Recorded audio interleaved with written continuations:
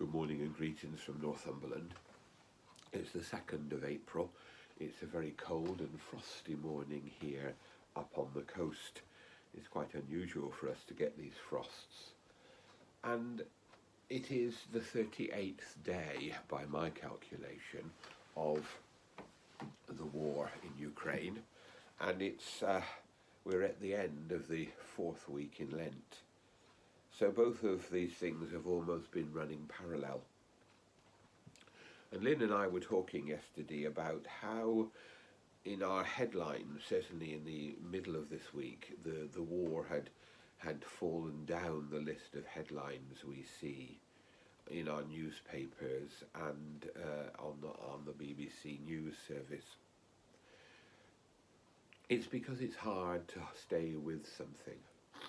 I think one of the things about our modern culture is that we flit from one thing to another, from one thing to another, from one thing to another. And the things that are important we lose sight of. So who could have imagined 6 weeks ago that we wouldn't be concentrating on the questions of integrity in government? The war has overtaken events, and if we're not careful, this war and its terrible suffering will also slip from our sight, and we will forget the crucial importance of what's going on in Ukraine, just as we forgot, I think, the way in which the Russians acted in Salisbury a couple of years ago, 3 years ago, poisoning people in an English city. It's hard for us to stick with something, whether it be the news, the important events of our time, or even with Lent. For me, the thing that helps us do this and helps us not to rely on our mood sometimes is the Psalms. I'm not a fan of long psalms. You may have spotted that. But the Psalms speak to us. They speak to us of the human relationship with God. Someone described them as the oldest and most noble prayer book of the church. And today, the psalm that we are offered in the daily cycle of readings, the one I use for our prayers, is from Psalm 7. Not all of it, just 3 stanzas in the Grail translation, the one I most often use because I like its poetry and also it's printed in the book. These, from verses 1 and 2 and then 8, 9, 10 of the Psalter, I think, speaks to us.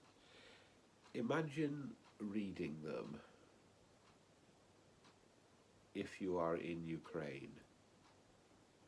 Or imagine reading them if you're really not just worried but desperate about the situation for your fuel. Lord God, I take refuge in you. From my pursuer save me and rescue me, lest he tear me to pieces like a lion and drag me off with no one to rescue me.